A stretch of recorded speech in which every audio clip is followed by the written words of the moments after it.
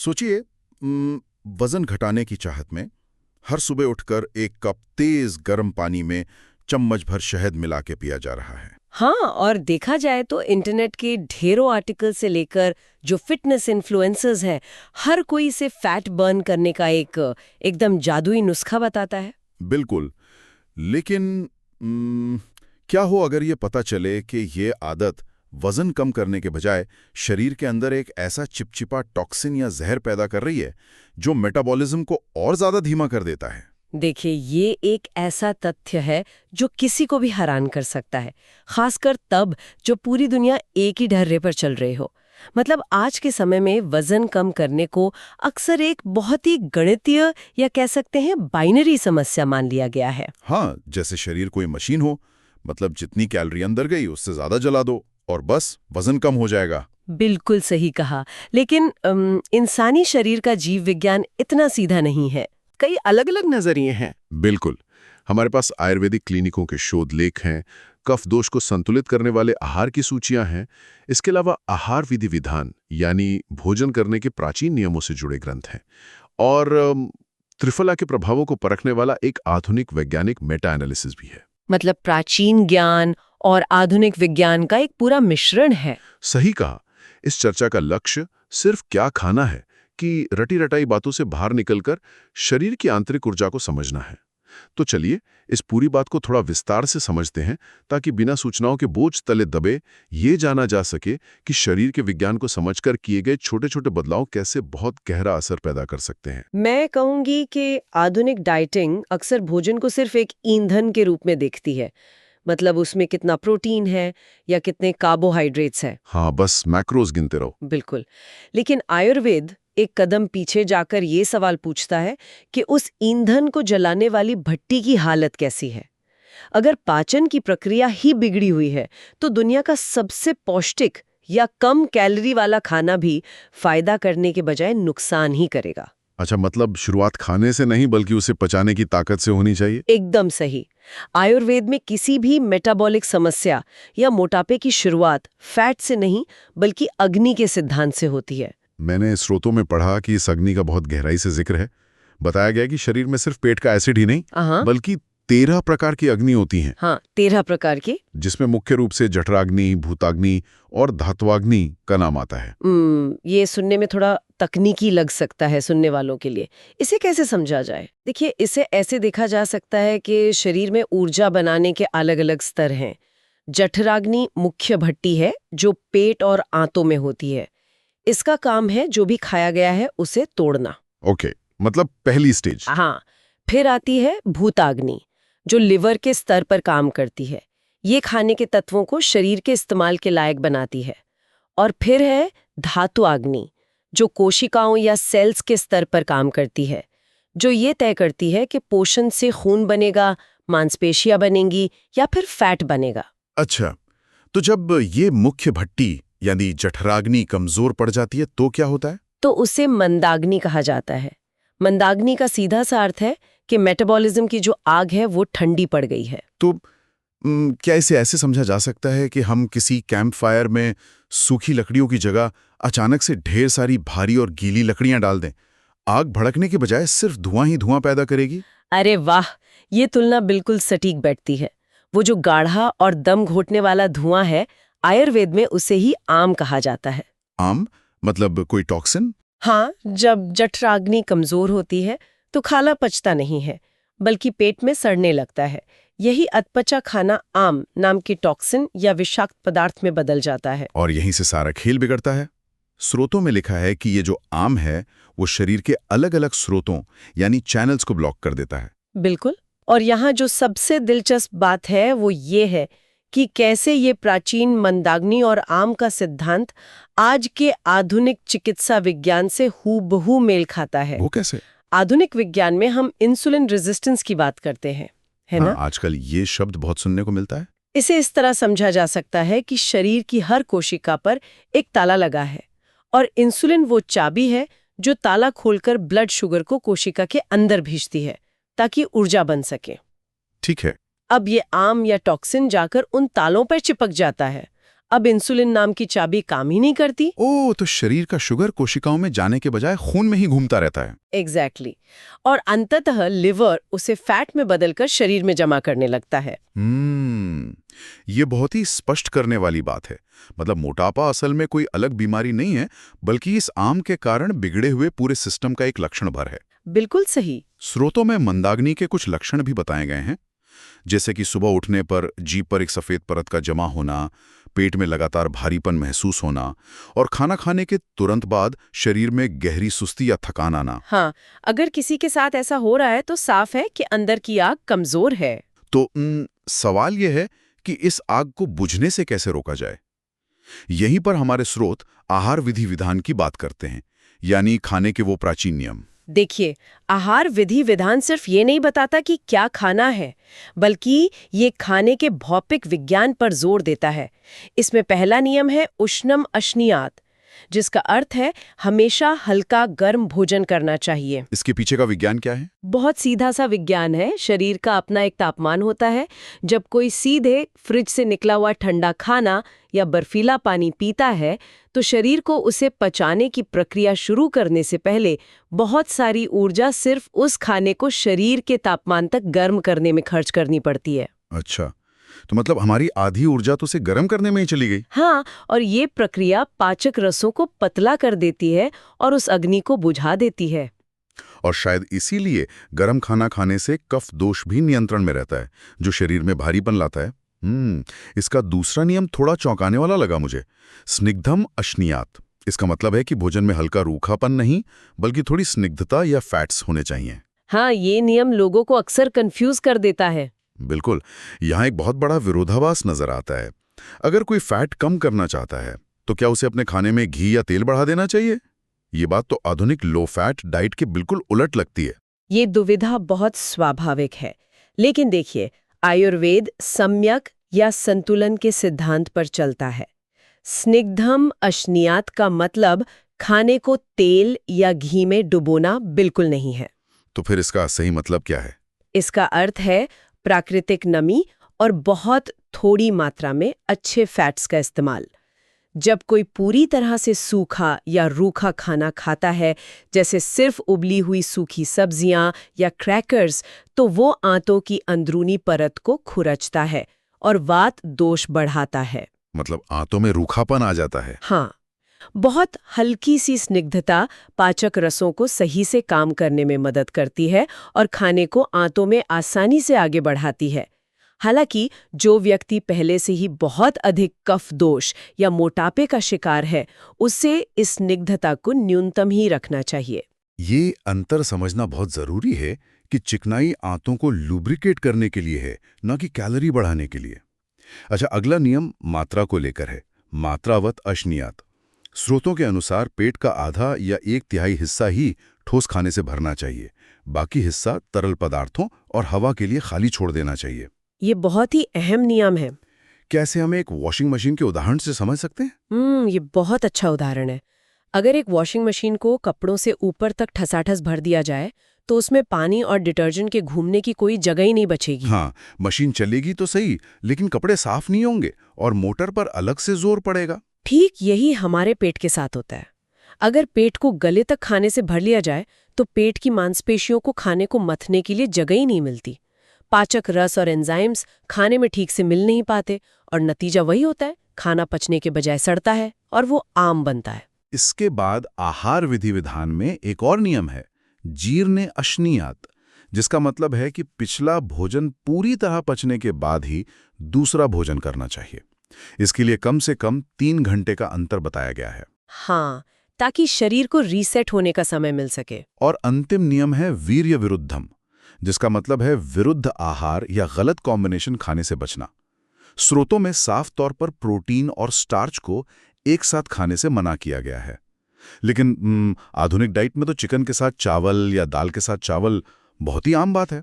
ये कॉम्बिनेशन गलत कैसे हो सकता है? इसे हमें रसायन विज्ञान या केमिस्ट्री के नजरिए से देखना होगा। प्रोटीन को पचाने के लिए पेट को अत्यधिक एसिडिक माहौल की जरूरत होती है।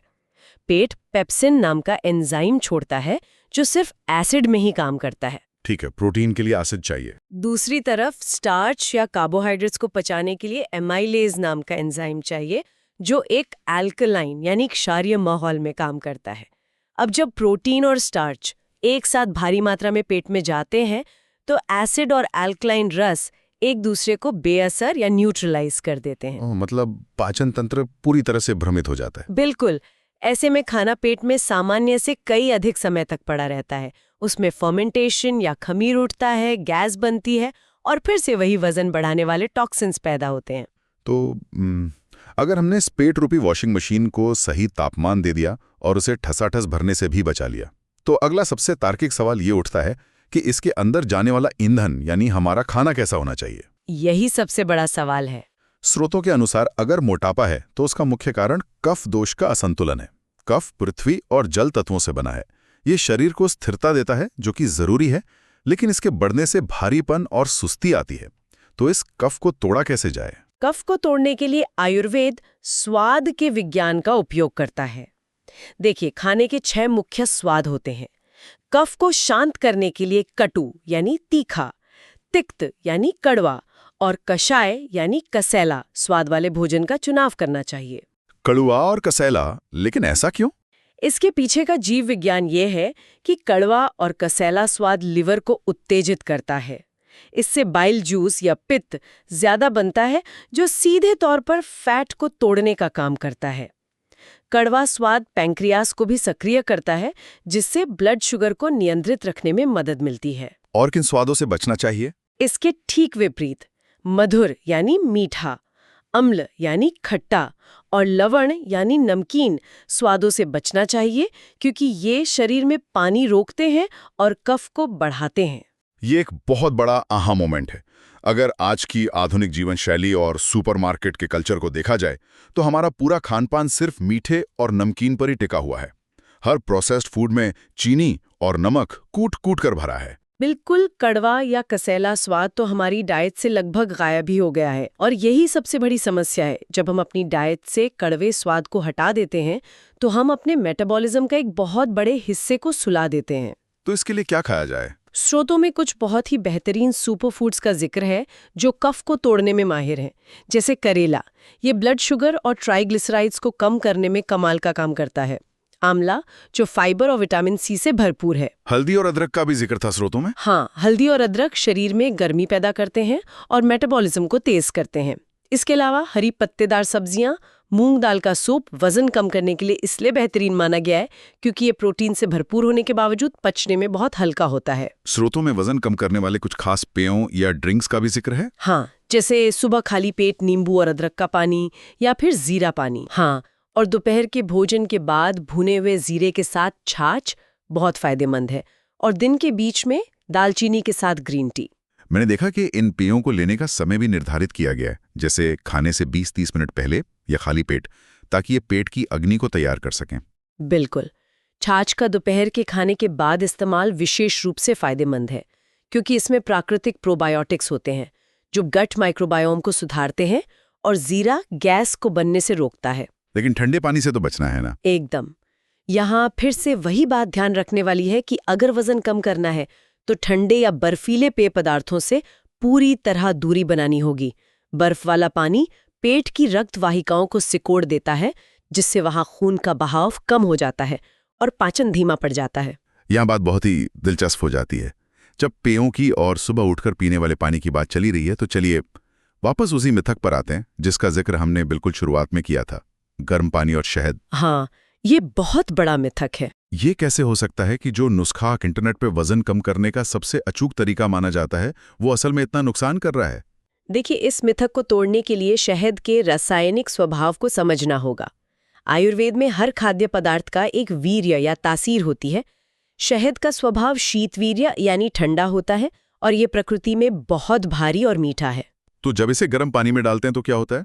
जब शहद को गर्म किया जाता है या उबलते हुए तेज गर्म पानी में मिलाया जाता है, तो शहद के मॉलिक्यूल्स या अणुओं की संरचना पूरी तरह टूट जाती है। ये एक चिपचिपे गोंद जैसे पदार्थ में बदल जाता है, जिसे फिर से वही आम या टॉक्सिन कहा जाता है। उफ, मतलब लोग फैट बर्न करने के लिए सुबह सुबह गर्म पानी में शहद पी रहे हैं और वो शरीर के अंदर जाके उसी आम को बना रहा है जो कोशिकाओं के तालों को ब्लॉक कर देता है और इंसुलिन रेजिस्टेंस बढ़ाता है। बिल्कुल ऐसा ही हो रहा है। स्रोतों में यह भी स्पष्ट लिखा है कि गर्म पानी में शहद मिलाने से कफ बढ़ता है और शरीर में बलगम बनने लगता है। तो फिर शहद का सही इस्तेमाल क्या है, क्योंकि ये तो माना जाता है कि शहद वजन कम करता है। हाँ, शहद वजन कम करने में निश्चित रूप से कारगर है, क्योंकि आयुर्वेद के अनुसार इसमें लेखन गुण होता है। लेखन का मतलब है खुरचना या स्क्रैपिंग। फैट को खुरचना। हाँ, शहद शरीर के ऊतकों या टिश्यूज से अतिरिक्त फैट को खुरचकर बाहर निकालने का काम करता है। लेकिन ये फायदा तभी मिलता है जब इसे सही तापमान पर लिया जाए। जो कि क्या है? शहद को हमेशा कच्चे रूप में या सामान्य तापमान वाले पानी के साथ ही लेना चाहिए। अगर कोई अदरक या तुलसी की हर्बल चाय बना रहा है तो चाय को आंच से पूरी तरह उतार लें, उसे हल्का गुनगुना होने दें और तब उसमें शहद मिलाएं। और मात्रा कितनी होनी चाहिए? दिन में 1 चम्मच से ज्यादा शहद बिल्कुल नहीं लेना चाहिए, क्योंकि आखिर में वो भी शुगर का ही एक रूप है। और रात के समय तो शहद खाने से पूरी तरह बचना चाहिए। ये जानकारी वाकई उन लोगों के लिए एक गेम चेंजर हो सकती है जो सिर्फ सुनी सुनाई बातों पर चलकर अपने शरीर के साथ खिलवाड़ कर रहे हैं।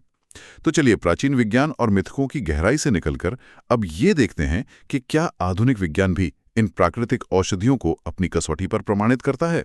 हाँ, आधुनिक शोध भी बहुत जरूरी है। हमारे पास साइलाइट प्रेस में छपा एक सिस्टमैटिक रिव्यू और मेटा एनालिसिस है। इसमें त्रिफला और त्रिफला गुगुल के मोटापारोधी प्रभावों की जांच की गई है। मेटा एनालिसिस का मतलब है कि ये किसी एक शोध का नतीजा नहीं है, बल्कि कई अलग अलग क्लिनिकल ट्रायल्स का एक वैज्ञानिक निचोड़ है। देखिए, त्रिफला जो कि आंवला, बहेड़ा और हरड़ का मिश्रण है, वो पेट और आंतों की सफाई के लिए जाना जाता है। इस वैज्ञानिक शोध में 15 क्लिनिकल ट्रायल्स को शामिल किया गया, जिनमें लगभग 800 लोगों के डेटा का विश्लेषण हुआ। आधुनिक विज्ञान का ये नजरिया इसलिए जरूरी है क्योंकि ये प्राचीन ज्ञान को आंकड़ों की कसौटी पर कसता है। और इसके परिणाम काफी उत्साहवर्धक हैं। शोध में पाया गया कि जिन लोगों ने मुंह से त्रिफला का सेवन किया, उनके शरीर के वजन में सांख्यिकीय रूप से महत्वपूर्ण कमी देखी गई। लगभग 2.4 किलोग्राम की गिरावट। जी हाँ, जो कि एक अच्छा आंकड़ा है। बिना किसी भारी केमिकल वाली दवा के सिर्फ एक प्राकृतिक जड़ी बूटी से 2.4 किलो वजन कम होना कोई छोटी बात नहीं है। इसमें यह भी पाया गया कि त्रिफला को अगर त्वचा पर लगाया जाए तो उसका वजन कम करने में कोई फायदा नहीं होता। लेकिन यहाँ एक महत्वपूर्ण सवाल उठता है जो वैज्ञानिक डेटा को क्रिटिकल थिंकिंग के नजरिए से देखने की मांग करता है। वो क्या? 2.4 किलो वजन कम होना एक बहुत ही सकारात्मक संकेत तो है, लेकिन शोधकर्ताओं ने ये भी जोड़ा कि बॉडी मास इंडेक्स या BMI पर त्रिफला का प्रभाव सांख्यिकीय रूप से उतना महत्वपूर्ण नहीं था। वहां जो P वैल्यू थी वो 0.09 देखी गई। ये P वैल्यू 0.09 क्या होती है? इसे बिना विज्ञान की ज्यादा जटिलताओं में उलझे कैसे समझा जा सकता है? आसान भाषा में कहें तो जब वैज्ञानिक कोई शोध करते हैं तो वे ये सुनिश्चित करना चाहते हैं कि जो बदलाव आया है वो सच में उसी दवा या जड़ी बूटी का कमाल है या फिर महज एक इत्तेफाक है। अच्छा। विज्ञान में आमतौर पर P वैल्यू 0.05 से कम होनी चाहिए, यानी 5% से कम संभावना हो कि ये नतीजा इत्तेफाक से आया है। यहाँ P वैल्यू 0.09 है। इसका मतलब है कि 9% संभावना है कि BMI में आया बदलाव महज संयोग हो सकता है। मतलब डेटा बहुत मजबूत नहीं है। बिल्कुल। इसके अलावा अध्ययनों में हाई हेट्रोजेनिटी भी देखी गई। हाई हेट्रोजेनिटी मतलब अलग-अलग ट्रायल्स के नतीजों में बहुत ज्यादा भिन्नता थी। एकदम सही पकड़ा। इसे ऐसे समझें कि मान लीजिए एक ही रेसिपी से 15 अलग-अलग लोग डिश बनाएं और सबके स्वाद में जमीन आसमान का फर्क आ जाए। कुछ ट्रायल्स में त्रिफला से बहुत अच्छे परिणाम मिले, जबकि कुछ में लगभग न के बराबर। तो इसका निष्कर्ष क्या निकाला जाए? इसका सीधा सा अर्थ यह है कि त्रिफला वजन घटाने में मदद कर सकता है और ये पूरी तरह सुरक्षित भी है। लेकिन ये कोई जादुई गोली नहीं है जो अकेले दम पर चमत्कार कर दे। इसका असर इस बात पर बहुत ज्यादा निर्भर करता है कि इसे लेने वाले व्यक्ति की अग्नि कैसी है, वो खाने के आहार विधि विधान का पालन कर रहा है या नहीं, और उसका लाइफस्टाइल कैसा है। तो इन सब बातों का आखिर मतलब क्या है? अगर हम इन तमाम स्रोतों को प्राचीन ग्रंथों से लेकर आधुनिक मेटा एनालिसिस तक एक जगह समेटें, तो एक बात बिल्कुल साफ हो जाती है कि वजन कम करना सिर्फ कैलोरी का गणित नहीं है, बिल्कुल नहीं है। सबसे पहले शरीर की उस आंतरिक भट्टी यानी जठराग्नि का सम्मान करना है, उसे गीली लकड़ियों और ठंडी चीजें डालकर बुझने से बचाना है, आहार विधि विधान को अपनी रोजमर्रा की जिंदगी में उतारना है, खाने को हल्का गर्म रखना, पेट को ठसाठस भरने से बचना और 2 भोजनों के बीच कम से कम 3 घंटे का अंतर रखना ताकि पुराना खाना पच सके। हाँ, और स्वादों का भी ध्यान रखना है। बिल्कुल, अपनी डाइट में फिर से उन कड़वे और कसैले स्वादों को जगह देनी है जो कफ को तोड़ते हैं और लिवर को जगाते हैं। शहद को कभी भी तेज गर्म पानी में डालकर आम में नहीं बदलना है और त्रिफला जैसी औषधियों को एक सहायक के तौर पर देखना है, किसी चमत्कार के तौर पर नहीं। मैं कहूंगी कि इन सभी बातों का सार ये है कि शरीर कोई बंद मशीन नहीं है, बल्कि एक जीवित पारिस्थितिकी तंत्र है। जब शरीर को सही तापमान, सही स्वाद और पाचन के लिए सही समय दिया जाता है, तो वो खुद ब खुद उस टॉक्सिन या आम को बाहर निकालकर अपने प्राकृतिक और स्वस्थ आकार में लौटने लगता है। और शरीर के इस पूरे विज्ञान और आंतरिक आग को समझने के बाद इस गहन विश्लेषण के अंत में सोचने के लिए एक बहुत ही दिलचस्प विचार मन में आता है। जी बताइए। जिन भी स्रोतों की आज पड़ताल की गई, वे सभी ये बताते हैं कि खाना कैसे खाना चाहिए और आग को कैसे बचाना चाहिए। लेकिन जरा सोचिए, क्या आज मोटापे की जो वैश्विक महामारी देखी जा रही है, वो सिर्फ इस वजह से नहीं है कि प्लेट में क्या रखा है, बल्कि इसलिए है कि हमारी 24 घंटे भागने वाली जिंदगी ने हमारे शरीर की इस प्राचीन अग्नि के प्राकृतिक चक्र को पूरी तरह से तोड़ दिया है? ये बहुत ही गहरा सवाल है। आधुनिक विज्ञान इसे सर्कैडियन रिदम कहता है, यानी शरीर की वो घड़ी जो सूरज के साथ चलती है। आयुर्वेद भी कहता है कि जब सूरज ढल जाता है तो पेट की आग भी सबसे कमजोर हो जाती है। क्या रात को 11 या 12 बजे भारी खाना खाना हमारी उस आंतरिक आग के लिए वैसा ही नहीं है जैसे किसी सुलगते हुए कैंपफायर पर अचानक से रात में तेज बारिश हो जाए? बिल्कुल वैसा ही है। क्या भोजन की समय का यह असंतुलन वो अहम कड़ी हो सकती है जिसे वजन कम करने की इस पूरी जद्दोजहद में सदियों से सबसे ज्यादा नजरअंदाज किया गया है? किसी के लिए भी ये सोचने वाली बात है कि शायद ये समय उस आंतरिक आग को केवल सही ईंधन देने का नहीं, बल्कि सूरज के समय के साथ उसे फिर से जोड़ने का है।